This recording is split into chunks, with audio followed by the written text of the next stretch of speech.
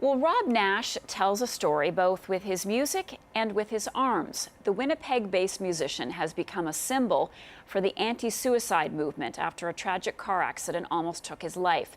The singer plays at schools across the country where he connects with at-risk teens and even hand Nash their suicide notes when they hear his story.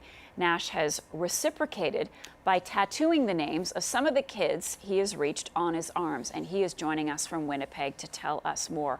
Robb, good morning to you. Hey, it's good to be alive. It is indeed, and I'm glad to hear you say that. Take us back to what happened with you and your near-death experience. Yeah, well, I was 17 years old. Being a typical teenager, you feel indestructible. Me and my friends went for a joyride, even though there was freezing rain in Manitoba. We lost control on the way back to school, and just before we got there, pulled out, lost control, and the semi-truck actually hit us head on, crushed our vehicle. My friends were fine. They ran from the vehicle, but they looked back and they saw me laying there, and I was found with no pulse, not breathing. My parents got that nasty call that said, "Sorry, your son was killed in a car accident today, and we're bringing his body to the hospital." They had to put my head back together with metal in my chest and stuff. I woke up, I didn't know who I was or my parents, and but as you can tell from my voice, I'm back alive, just trying to make something of my second life. You're back alive, and why do you want to share your story with young people? Well, you know, I went through this. A lot of people think I woke up enlightened, wanting to change the world. That wasn't how it was at all. I was really bitter. Like, I'm a 6'5" guy. I played every sport, and now I woke up with all these injuries, found out what happened, and I went through this darkness for over a year where I didn't want to be alive, and no one knew. My friends didn't know, my family didn't know, but, you know, I made it through that darkness, and then I wondered how many other people are out there like me. They're going through something dark, considering suicide, and they're not talking about it. So I decided I wanted to tell my story so other people don't have to die like I did before they start to live. So I started playing music just to tell a story. We had a few top 10 hits on the radio, and then a few years ago, we had a chance to do a tour through prisons, youth detention centers, native reserves, and schools, telling my story. But I had to rip up my record deal to do it because there was no pay. But I ripped up the deal. I started with just me and a guitar, but now our whole band tours. We go through schools, prisons, youth detention centers, reserves, and we're seeing huge impact because music's such a great way to, you know, tell a story.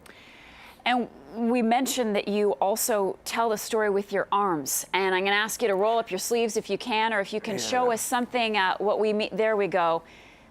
Yeah. What's the story behind all of these names? Yeah, what happened was, a little while ago, we got called by a school, and they said, you know, they just had a suicide. And on this girl's suicide note, it revealed that she had a deal with one of her friends. If you kill yourself, I'll kill myself. And they said, we don't know who it is. So we went to the school right away, and it was a weird feeling. We knew somebody in the audience right in front of us was about to take their life. We didn't know who it was. So I spoke directly about suicide. I know somebody in the room is thinking this. You're not alone. I was there once too, and I spoke so directly. And this girl came up afterwards, and she handed me her suicide note. And then I spoke to the police. And I found out that most people, when they find somebody at their suicide, they look at the wear and tear on that suicide note, and it's usually written 2 to 3 months before they take their life. So people are walking with suicide notes in their pockets. So at the next school that we went to, I spoke directly, and I just assumed somebody in the audience was going to be holding their suicide note as well. And sure enough, a young man came up, gave me his suicide note. So then that became the focus of our tour. We wrote a song about it. We share stories of families and schools that have lost kids to suicide. We share stories of people that have ripped up their suicide notes. And so many of these kids, they tattoo the lyrics of our songs on their arms where they used to cut, where they used to insert their needles. And that meant so much to me. And I'm like, if they think that I'm that much a part of their life, I want to show them that they're that much a part of my life. So I took the signatures of the first 120 suicide notes that were given to us. These are their actual signatures all over my arm.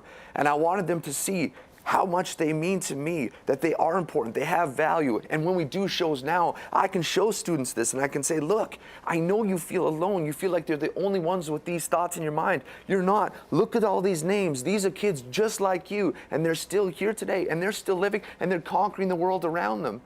And it's been an amazing impact. And now we've been handed over 530 suicide notes at these shows that we perform in schools across Canada. It's been absolutely crazy. We still don't charge for it, but something crazy always happens.